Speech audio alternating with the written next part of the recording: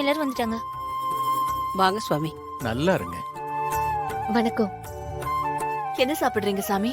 இருக்கட்டும்மா, இப்ப நான் எதுவும் சாப்பிட மாட்டேன். பெரிய மகான் நீங்க.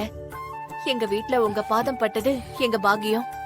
நீங்க எதுவுமே சாப்பிடாம போனா என் மனசு கஷ்டப்படும் சாமி.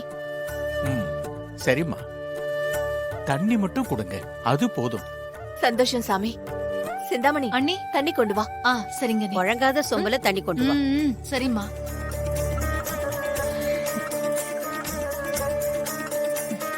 சுவாமிக்கு கொடுங்க. இந்தாங்க சாமி.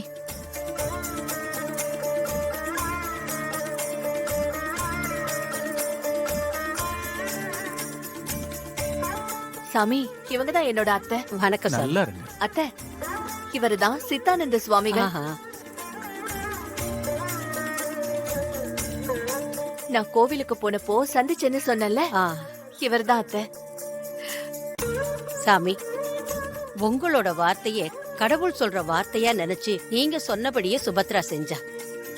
அது வரைக்கும் பொருத்தமே அமையாம தள்ளி போய்கிட்டு இருந்த ராகவோட கல்யாணம் சின்னவனுக்கு பொண்ணு தேட ஆரம்பிச்சதும் உடனே அமைஞ்சிருச்சு. எங்களுக்கு ரொம்ப ஆச்சரியமா இருந்தது. மனுஷங்களுக்கு புலப்படாதது புரியாதது உங்கள மாதிரி சாமிக்கு தான் தெரியும். உங்களை சரியான நேரத்துல நாங்க சந்திச்சது எங்களோட புண்ணியம். நடக்கிறது எல்லாமே அவன் எழுதி வச்சதுமா. இவங்க என்ன சந்திச்சதும் அந்த கடவுளோட சித்தம்தான். இப்ப இங்க என்ன வரவேற்றிருக்கிறதும் அந்த கடவுளோட சித்தம்தான்.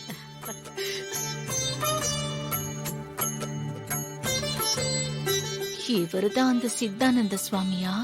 இருக்கட்டும். சிந்தாமணி, யார் இந்த சாமியாரு? இப்ப எதுக்கு சாமியார வீட்டுக்கு கூட்டிட்டு வந்திருக்காங்க? சுபத்ரா அண்ணி இவரை போய் பார்த்துட்டு வந்ததுக்கு அப்புறம் தான் விஷாலுக்கும் ராகவுக்கும் அக்கா தங்கச்சி ஜாதகமா பார்க்கணும்னு தேட ஆரம்பிச்சாங்க. அப்படிதான் 10 பொறுத்து அமைஞ்சு இந்த இசையும் வர்ஷினியும் உள்ள வந்தாங்க. சாமி, இவன் என் மூத்த பையன் ராகவ். ம், அவ இவனுக்கு நிச்சயம் பண்ணிருக்கிற பொண்ணு வர்ஷினி. அவங்கள ஆசீர்வாதம் பண்ணுங்க சாமி. ம். வா வர்ஷினி, வா ராகவ். ம், வா. ஆசீர்வாதம் வாங்கிக்கோங்க. நல்லா இருங்க, நல்லா இருங்க.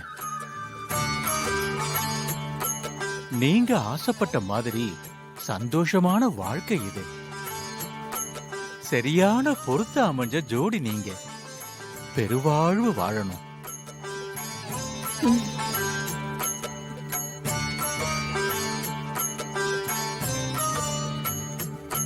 நன்றி சாமி. ம்.